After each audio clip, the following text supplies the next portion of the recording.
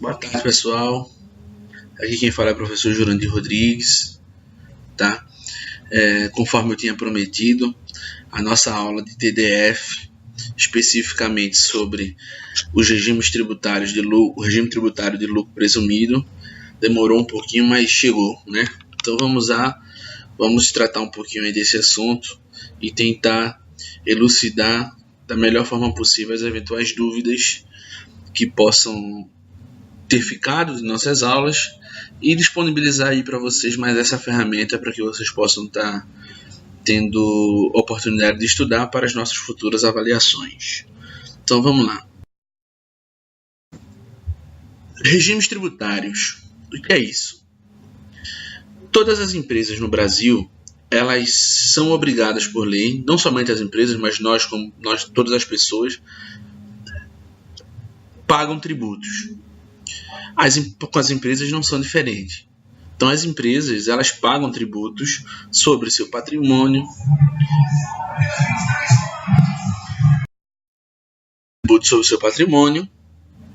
pagam tributos sobre a sua renda, sobre o seu lucro e pagam tributos sobre as suas vendas, tá? E esses regimes tributários dizem respeito exatamente como é que vai ser, como é que o Estado, qual o método, qual a metodologia, qual é a forma com a qual o Estado irá tributar essas empresas, tá? Então, a priori, de modo geral, a gente vai encontrar basicamente 3 tipos de regimes tributários nas empresas brasileiras.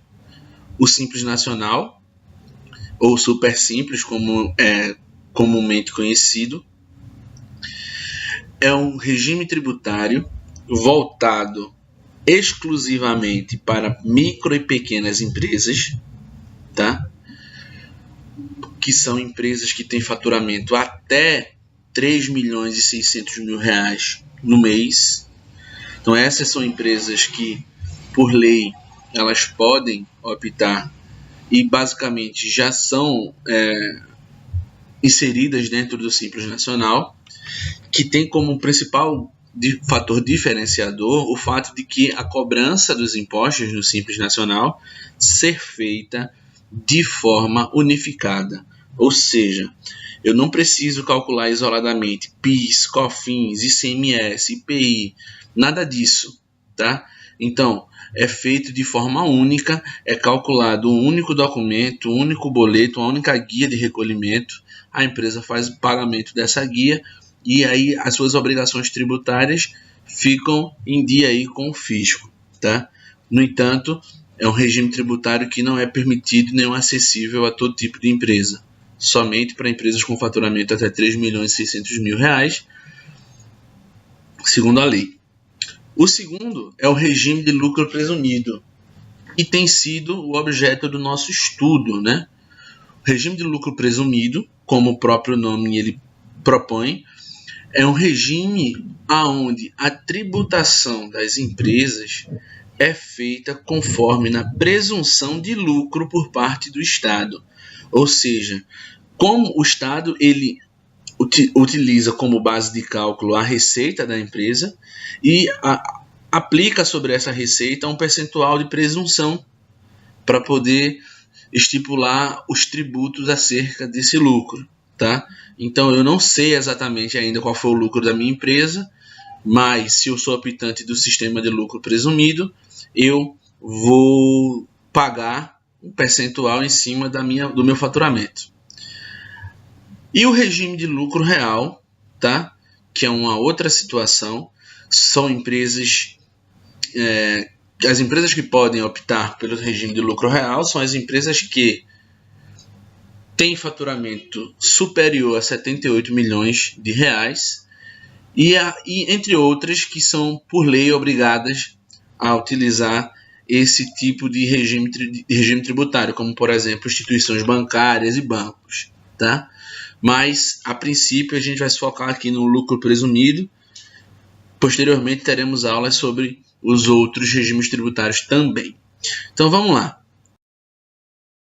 O lucro presumido, tá? É permitido a adoção, a opção por esse regime apenas para empresas que têm faturamento menor ou igual a 78 milhões de reais ao ano, ou faturamento, né, mensal de até 6 milhões e 500 mil mensais, né, conforme que seria basicamente que isso vezes 12 vai dar os 78 milhões. Então, a regra geral é essa: empresas com faturamento de até 78 milhões de reais anual são empresas que podem optar pelo regime de lucro presumido. Não significa dizer que elas não podem optar pelo regime de lucro real, tá? Inclusive, as empresas elas podem mudar, né, o seu regime tributário a cada exercício, tá? Então, assim, em janeiro do ano, no primeiro mês do ano, lá em janeiro, a empresa escolhe qual é o regime tributário que ela vai escolher para poder fazer o recolhimento de seus tributos. Né? Se aquele regime, eventualmente, ela achou que não é o mais ideal, ela também não pode modificar a qualquer tempo. Ela vai ter que esperar o exercício acabar e no próximo mês de janeiro do ano seguinte, ela faz a alteração. Tá? Então, a apuração dos impostos, dos tributos devidos pelas empresas nesse regime é feito de forma trimestral, ou seja, a cada 3 meses. As empresas não precisam estar todo dia fazendo recolhimento, gerando guias de pagamento para poder fazer o recolhimento desses tributos. E a gente tem aqui o ponto central da nossa aula, que é isso, ó, que são os tributos PIS e COFINS. O PIS, o que é o PIS, antes de mais nada? É o Programa de Integração Social. É uma contribuição, tá? É um tributo no qual tem por finalidade pagar, por exemplo, o abono salarial dos trabalhadores que façam jus às condições para isso, que é o famoso PIS, né? Que é pago pela Caixa Econômica Federal e tudo mais. Então, o PIS ele serve, é um tributo que serve para isso, para arrecadar fundos para poder pagar o abono salarial dos trabalhadores brasileiros. Temos a COFINS, que é a contribuição para o financiamento da Seguridade Social. E nesse regime tributário de lucro presumido especificamente, a gente tem o seguinte: eles têm alíquotas diferentes do que teriam, por exemplo, no regime de lucro real, tá?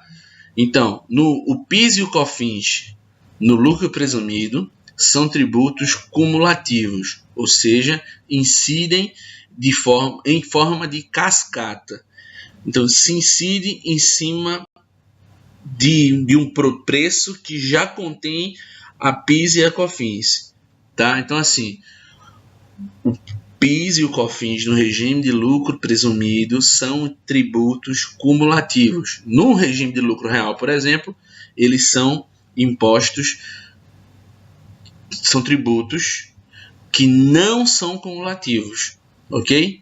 Então, ó, a incidência do PIS e COFINS no regime de lucro presumido vai se dar com base nas alíquotas que a gente está vendo aqui agora. Então, ó, a PIS no regime de lucro presumido é sempre 0,65%. A COFINS é sempre 3%, ok? 3% sobre o valor do faturamento. Então, a gente vai ter, no regime de lucro presumido, a gente tem essas alíquotas diferenciadas, são alíquotas menores, exatamente por se tratar de uma incidência de forma sequencial, né? O preço já tem um imposto, eu vou calcular imposto em cima de imposto, então, para não sobrecarregar de tributos, vai se aplicar dessa forma, ok? Então, vamos verificar um exemplo prático de como é que funciona essa questão da apropriação desses impostos ao preço do produto. Então, imagine a seguinte situação: você adquiriu um produto de um fornecedor no mesmo estado que você. Vamos lá, antes de seguir, vamos parar para analisar um pouco isso daí.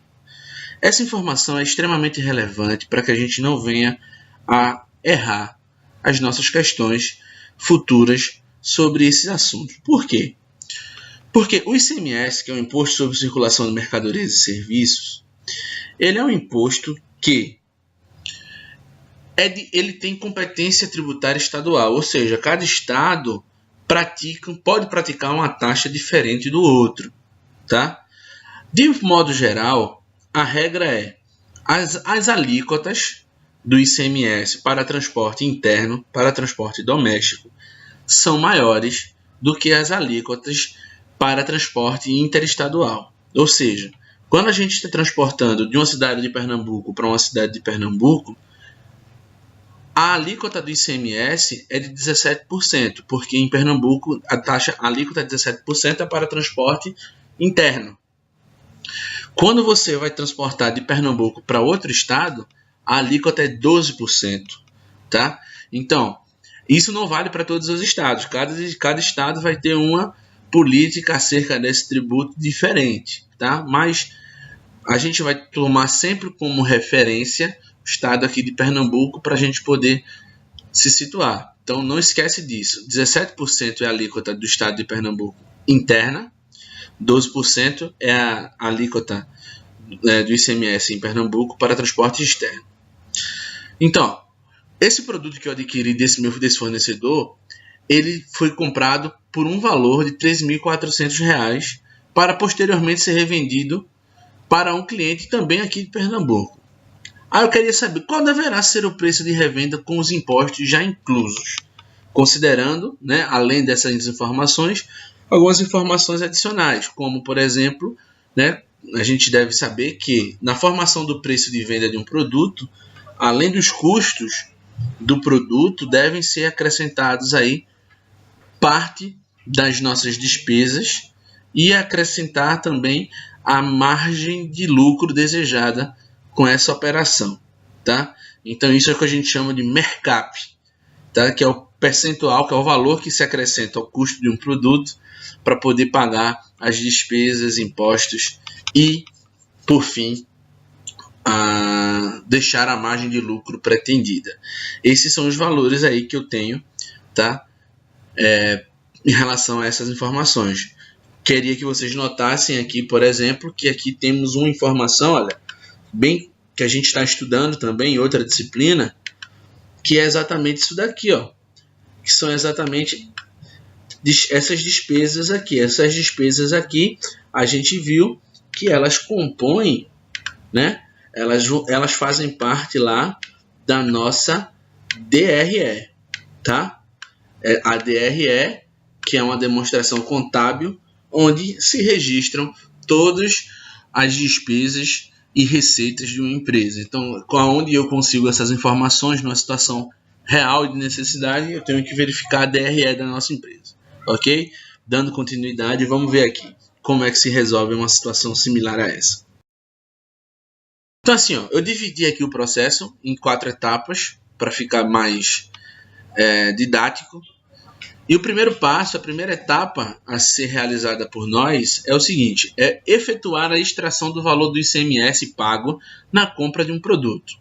Então, ó, no produto que eu comprei, na nota fiscal, no valor de R$ 13.400, dentro desses R$ 13.400, existe aí, por exemplo, IPI, existe aí PIS, COFINS, existe aí ICMS, ok? O ICMS e o IPI são tributos que são pagos não em cima necessariamente do valor da venda, mas em cima do valor agregado, tá? Então, olha, no momento da compra, eu paguei naquele preço que eu paguei quando eu comprei, eu estou pagando ICMS. Então, eu extraio isso na hora de fazer o cálculo pela seguinte razão: na hora de vender, eu vou me creditar desse valor que eu paguei na compra, tá? Então, eu não preciso eu não preciso recolher no ato da venda, tá, o valor integral, né, do ICMS no preço de venda do produto, porque eu posso abater o valor que eu paguei do ICMS no preço de compra do produto. Então vamos ver como é que funciona isso. A primeira questão que a gente tem que analisar daqui é o seguinte: então vamos colocar em formato de tabela, como vocês estão vendo. Então a gente tem aqui o preço da nota fiscal de compra no valor de R$ 13.400, tá? Menos a alíquota do ICMS de 17%, por se tratar de um transporte interestadual, tá? Dentro do mesmo estado. Então, ó, 17% de R$ 13.400 é só pegar aqui, ó, 13.400 vezes 0,17, que é a mesma coisa que 17%, e aqui a gente chegou nessa informação. A gente passa a ter como resultado 2.278, ou seja, dos R$ 13.400 que eu paguei pelo produto, R$ 2.278 era somente de ICMS, ok? Então, ó, fazendo essa subtração, a gente chega aí, olha, no valor de R$ 11.122, que é de fato o custo efetivo do produto, tá? Porque, como eu disse, esses R$ 2.278 nós iremos lá na frente, né, nos creditar desse valor, isto é, nós vamos compensar esse valor que foi pago na compra na hora de vender, beleza? A gente vai ver isso. Então, chegamos a um custo do produto para a gente de R$ 11.122. Uma vez que encontramos o preço de custo do produto, vamos formar o nosso preço de venda a partir do segundo passo, como a gente vai ver. O segundo passo é acrescentar a esse custo todas as despesas operacionais e a margem de lucro pretendida. Por exemplo, a gente viu que o custo do nosso produto foi de R$ 11.122, tá? Nossas despesas administrativas de R$ 72, nossas despesas comerciais de R$ 85, nossas despesas financeiras de R$ 32,50 e que tivemos outros custos, né, de R$ 60, tá? Então, o que é que a gente faz aqui? A gente vai somar todos esses valores. Então, vamos pegar aqui do custo do produto, somar ao custo do produto todas as despesas adicionais que tivemos, tá? E vamos chegar aí, portanto, então, custo do produto mais todas essas despesas é o que a gente chama aqui, ó, de custo efetivo do produto, ok? O custo efetivo do nosso produto está girando aqui na casa de R$ 11.371,50. Pronto. Até aí está tranquilo. Qual é o próximo passo? Fazer o acréscimo da margem de lucro pretendida. Então, ó, nesse exemplo, a gente está dizendo que a empresa deseja ter uma margem de lucro de 45% na venda de cada um desses produtos, tá? Então, me resta saber, portanto, de quanto equivale em números absolutos esses 45% em relação, tá? Em relação ao custo efetivo do produto. De que forma a gente vai fazer isso? É só analisar aqui embaixo, olha, pegando o custo efetivo do produto vezes o percentual de 0,45, a gente descobre que 45% do custo do produto é igual a R$ 5.117,18. Esse valor aqui é quanto nós almejamos estar lucrando com a venda de cada unidade desse produto, beleza? Nós almejamos estar recebendo isso daí. Então, efetuando, portanto, a soma do custo efetivo do nosso produto mais, tá? Mais o preço, mais a margem de lucro pretendida, nós chegamos aqui, portanto, né? Nessa variável aqui importante, que é o preço do produto sem os impostos. Então, ó, se eventualmente não houvesse necessidade de se pagar impostos, eu poderia estar vendendo esse produto por R$ 16.448,68, que dentro desse valor eu estaria pagando o custo efetivo do produto, estaria pagando essas despesas adicionais e ainda iria sobrar R$ 5.117,18 como lucro para mim. Então, esse daí é o segundo passo. A gente soma as despesas, tá? Para achar o custo efetivo do produto, em seguida adiciona a margem de lucro pretendida e acha o preço do produto sem impostos. No entanto, não é assim que funciona, né? Não podemos não acrescentar os impostos ao preço dos produtos. Dessa forma, fica necessário um terceiro passo, que é definir o percentual de impostos que serão acrescentados a esse produto. Por exemplo, vamos ver aqui. Então, a gente vai definir o índice de tributos. Então, quais são os tributos, nesse caso, que vão incidir sobre o produto? A PIS, o COFINS e o ICMS, tá? Como a gente viu, PIS e COFINS no lucro presumido, eles têm alíquotas diferentes das alíquotas que eles possuem no lucro real. No lucro presumido, o PIS é de 0,65%, a COFINS de 3%. E o ICMS aqui é de 17% na venda, porque eu comprei de alguém do meu estado, mas estou vendendo para alguém que também está dentro do meu estado. Então, se essa venda estivesse sendo feita para um cliente de outro estado, como por exemplo Paraíba, Ceará, São Paulo, a alíquota ia ser diferente, provavelmente 12%, ok? Um outro detalhe, se eu tivesse adquirido esse produto e tivesse o beneficiado por meio de processo produtivo, eu teria que acrescentar também a alíquota do IPI. Beleza? Mas nesse caso, como esse não é o caso, a gente vai ter somente 3 tributos aí para acrescentar ao preço de venda, ok? Então vamos lá, vamos ver como é que vai ficar. PIS, como a gente viu, né? A gente tem aqui o PIS com 0,65%. Enfim, a gente vai pegar e calcular o total de alíquotas que a gente vai acrescentar ao preço do nosso produto. Nesse caso aqui, o total de alíquotas dá 20,65%, ou seja, eu vou acrescentar 20,65% de tributos ao meu preço final, ok? Então, não de forma direta, tá? Porque o cálculo dos tributos ele é calculado por dentro, ok? De que forma isso funciona? Então vem para cá. A gente tem aqui uma formulazinha bem simples. A gente vai pegar o índice de impostos, tá? Que é o que a gente vai calcular aqui agora, que nada mais é o valor ao qual o preço de 100 impostos corresponde em relação ao preço total do produto. Então como é que funciona isso? Ó, a gente vai pegar tá? Que corresponde aqui, um corresponde ao preço total, menos o total de alíquotas sobre 100. Então, 1 menos 20,65 sobre 100 é igual ao que a gente está encontrando aqui, ó, é igual a 0,7935.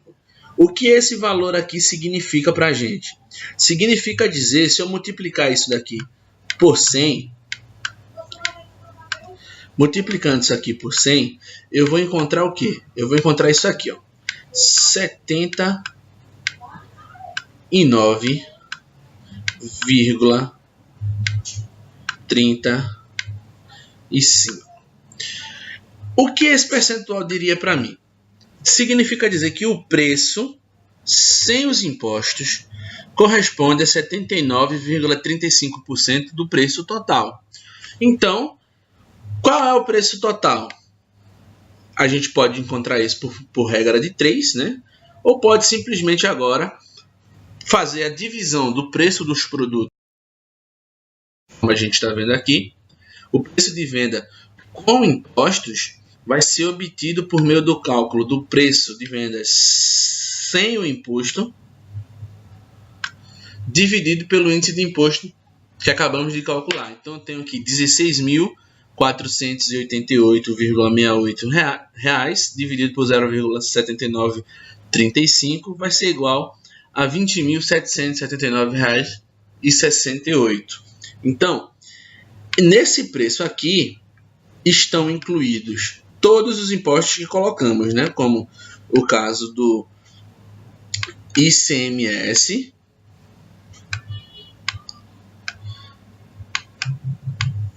a PIS e a COFINS. Então, se a gente fosse agora numa situação de será que está correto mesmo? Se você pegar aqui, por exemplo, e calcular quanto de imposto tem aqui de cada um dentro desse total, ao calcular quanto tem aqui de ICMS, quanto tem aqui de IPI, quanto tem aqui de COFINS, por exemplo, a gente vai encontrar exatamente, pessoal, se eu pegar esse cara daqui, se eu pegar o preço com impostos, menos os valores do ICMS, PIS e COFINS, a gente vai encontrar exatamente esse valor aqui, ó, que é o valor sem impostos, ok?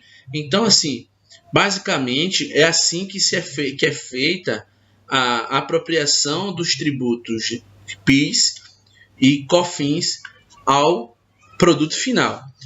Uma coisa que eu queria que a gente precisa entender. Vamos fazer aqui para a gente dar para a gente verificar como é que funciona. O ICMS aqui seria de quanto? Vamos fazer essa verificação. Então, ó, o ICMS a gente vai obter ele assim, ó, 20.779,68 vezes 0,17.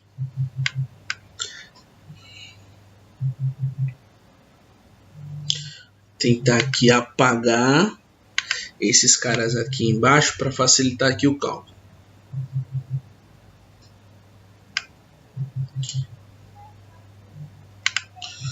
Então, ó, vem comigo. Ao efetuar essa multiplicação aqui, a gente acha isso aqui, ó. ICMS é igual a 3.532 reais